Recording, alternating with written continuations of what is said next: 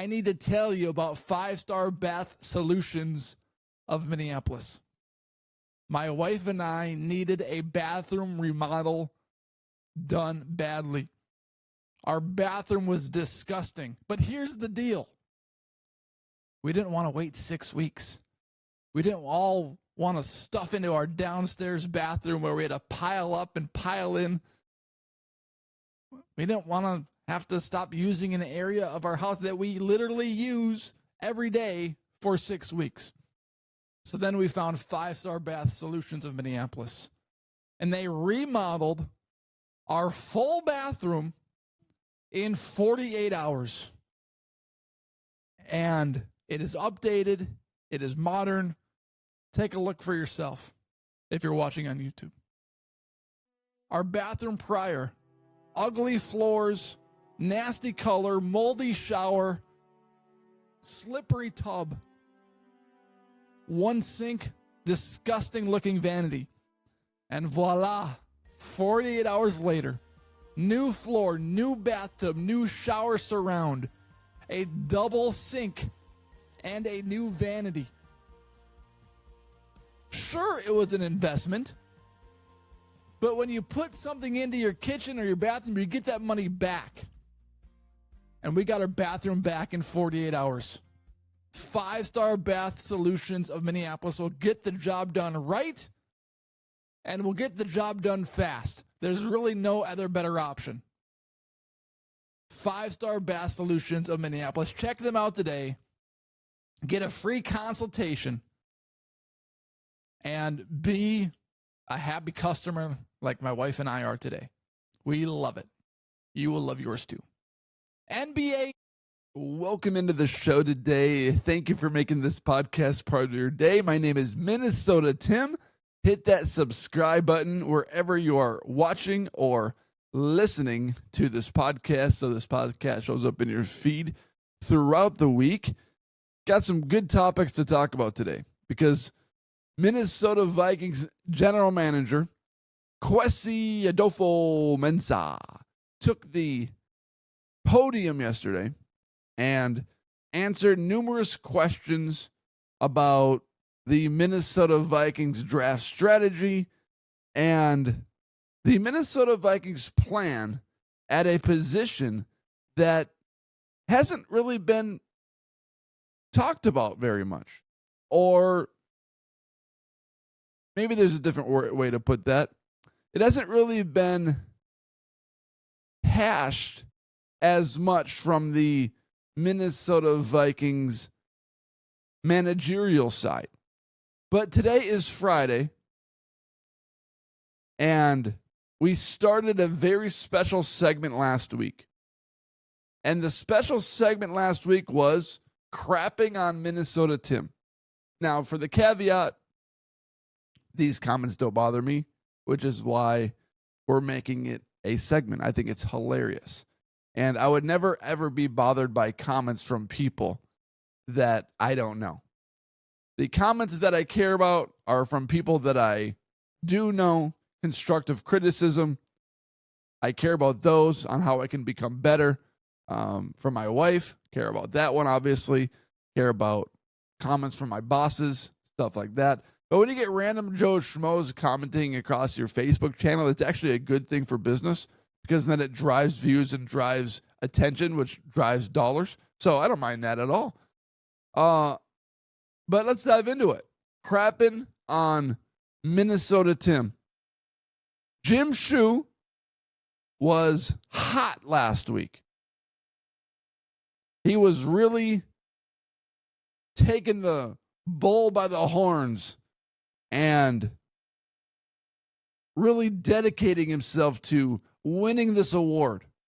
However, the problem with what Jim Shue is doing is that his creative game isn't strong enough. Here you can see him say, dumbass, which is his go-to. It's like Tim Duncan's big shot. It's like Adrian Peterson's stiff arm. Jim Shue has perfected the dumbass comment. Let's take a look at another one. Jim Shue again. Dumbass. Not very surprising there. Totally expected it. Oh, was this coming from? Jim Shue. Dumbass. And I will give him a little credit here because on this comment, he says, super dumbass.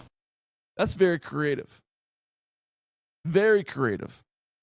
He took the time to add an extra comment. And we're going to get to some other ones in a second. Because I saw another one the other day that was pretty good. It's just going to take me a moment to find it. John Milkey says, that's a terrible take. I said, thanks, John. And then he continues. He says, you're welcome. The truth is Vikings fans love Randy Moss and were praying for him when he was battling cancer and he has been retired for years. Vikings fans love Adam Thielen, who now plays for the Panthers. Vikings fans love Harrison Smith and were praying he would come back for one more season. It's not about what they do on the field, but what they do off the field and the people in the locker room and the culture. Why do so many players say they love playing for the Vikings? Because of the fans, and they love playing for US Bank Stadium. And that's a response to my post that I said, we don't really love professional athletes. We love what professional athletes give the sports team that we root for. And I still think that's true. His comment doesn't change my opinion whatsoever. We would not be praying for Randy Moss if Randy Moss was a bust and we didn't even know a single thing about Randy Moss. Randy Moss was a sensational football player. Randy Moss was on ESPN Countdown. He was diagnosed with cancer. And because he was a sensational football player for the Vikings, we love Randy Moss and we're praying for Randy Moss. It all comes back to how they play on the field. My opinion doesn't change. I saw another comment. Somebody get this man a drink of water. Holy shit. I said, sorry, I drink my own piss. I don't know why I wrote that. The guy says, don't do that, homie. Just get something to drink. What the heck? I don't know. What was he doing? So not too many comments this week. David O'Connor. So you think he wasn't a good football player? I take it. You're kind of an idiot. That's all right. That's all right. But it's the NFL offseason, and most of my content revolves around the Minnesota Vikings. So I'm sure we'll get more up and at it as the season gets closer, and we'll get more creative comments where we can talk about it. But as far as the winner this week, Jim Shue wants to win. And what's so fascinating about Jim Shue is that we went to school together. Well, we didn't go to school together. We went to the same college. I clicked on his profile and said Minnesota State Community and Technical College. I went to Minnesota State Community and Technical College in Fergus Falls, Minnesota. So I commented. I said, I'm so surprised that I'm getting these comments from a guy that I went to the same school as. And he didn't respond. But he stayed connected and stayed, he persevered through that comment and would not fall by the wayside, which I respect. I respect that comment. I think the winner of the Crapping on Minnesota Tim segment this week is going to go to Scott Rinkert. Somebody get this man a drink of water. Holy shit. I think that's fun. It's a little different. And then the response, sorry, I drink my own piss. And then he says, don't do that, homie. Just get something to drink. I think that one's kind of funny. So Scott Rinkert wins Crapping on Minnesota Tim this week. Scott.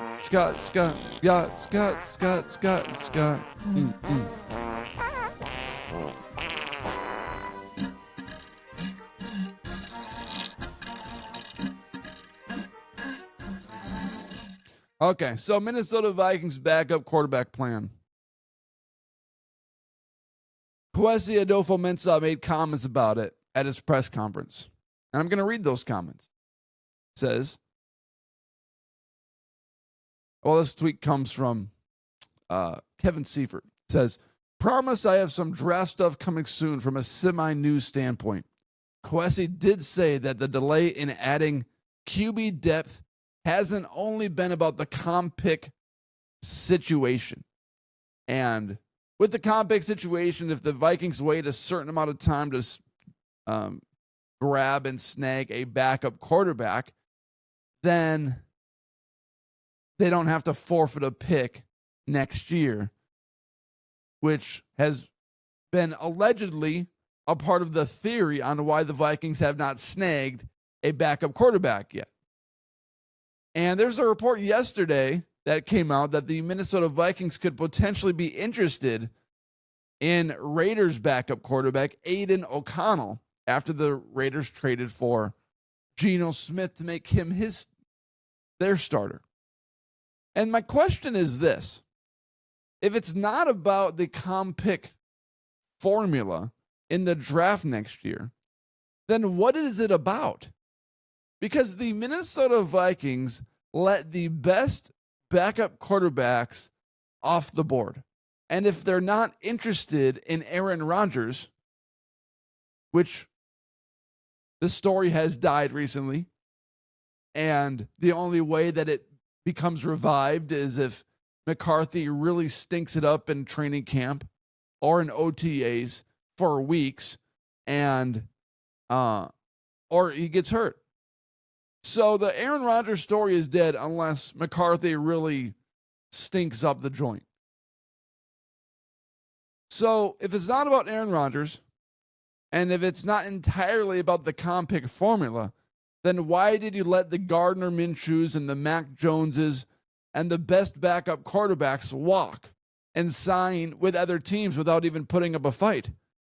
It really makes no sense if it's not about the comp pick formula. The Vikings considered bringing back Sam Darnold and lowballed him. The Vikings did offer Daniel Jones, and he signed somewhere else, and then the Vikings rescinded their offer. So it's not like they didn't want other quarterbacks on their roster. They explored those options. So if it's not about the comp pick formula, then I don't understand any part of the Minnesota Vikings offseason plan at backup quarterback. Because the fact is that McCarthy has never played a single NFL snap in the regular season. And the fact is that McCarthy has not played or taken physical practice reps for almost a year.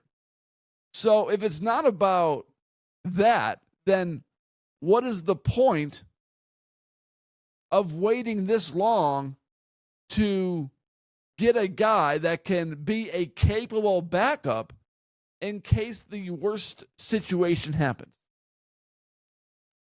It's confusing to me, and I don't understand it at all. Maybe you understand it. I don't. Because why would you let the best backup quarterbacks walk and sign elsewhere without putting up a fight, when it's not like you got Aaron Rodgers in his prime at your quarterback position right now? It's not like you got this super durable quarterback that you can trust for the entire season to stay healthy, because we don't even know. He missed his entire rookie season. We don't know how he's going to play in the NFL next year. I mean, the Vikings are very hopeful. He's been in the building every day. The guy loves football. So things are aligning like he's going to play well. But you have to factor in the possibility of injury. And if McCarthy goes down with another injury, do you just want to throw away the entire season? Unless you're waiting this long for Aaron Rodgers to step in and take charge if McCarthy does go down with an injury. It's a little risky to me. And